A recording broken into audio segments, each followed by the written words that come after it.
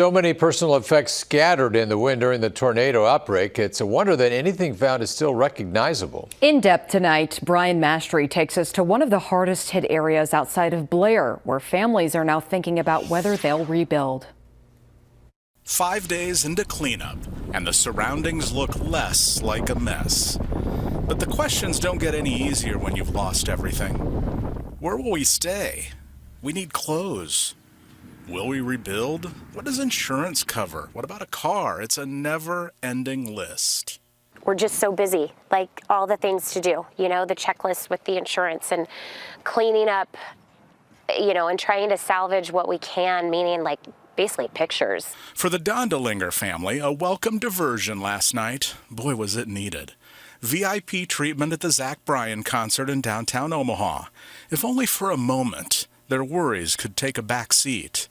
The country music star and his team spent the weekend in Blair and Elkhorn volunteering, removing storm debris. Zach Bryan offered tickets to several neighbors for his sold-out shows. It was great to have a couple of hours to watch my kids like dance a little bit and just have some fun and let loose and forget. A week ago, the Dondelinger home in Blair looked like this.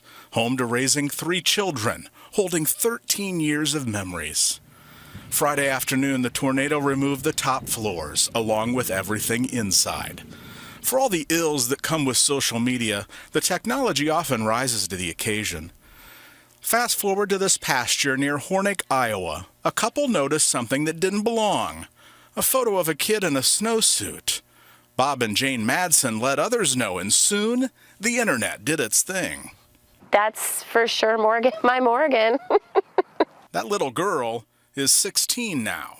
It's just crazy that it got that far. Morgan is the oldest. It was just wild, and to think about like the strength of the tornado and how far it could carry, and then the fact that it looked pristine, the photo.